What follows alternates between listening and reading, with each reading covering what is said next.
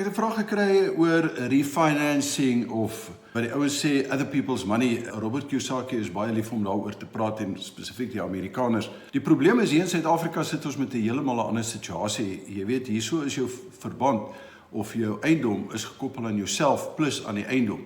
Is nie soos in Amerika waar jou rentekoers vasgemaak is ten opsigte van die eiendom nie. In Amerika as daai deal verkeerd werk en jy dit reg gestruktureer, dan loop daai ou weg. So Robert Kiyosaki kan brag uit miljoene en biljoene se skuld en vir hom gaan dit werk, want dit gaan werk in Amerika. Hier in Suid-Afrika, my vriend, gaan dit nie werk nie. So hierso het ons heeltemal 'n ander benadering. Nou ek het so 'n videoetjie gemaak. Ons sal vir jou 'n link gee. Gaan kyk bietjie na daai video, dan wys ek vir jou wat is die gevare, waarvoor moet jy kyk. Ek sê nie jy moet dit doen of jy moet dit nie doen nie. Persoonlik in die laaste 43 jaar wat ek in eiendom is, het ek nog nooit 'n refinancing gedoen nie. Ek dink is die grootste scam en die grootste probleem wat daar denkbaar is ten opsigte van die banke wat jou wil vang.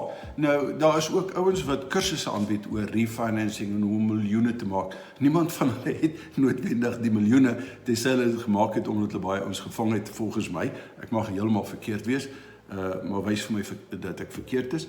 So pas op vir refinancing, pas op vir daai terminologie.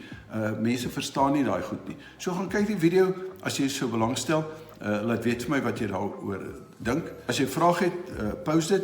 Miskien maak ek gou-gou 'n videoetjie oor dit om vir jou te wys. Hierso by die Wealth Creators Method is ons bedoeling is om mense op te lei. Dit is om vir jou te leer hoe werk dit en waarvoor om te kyk, waarvoor om nie te kyk, sodat jy op die einde van die dag 'n ingeligte besluit kan maak.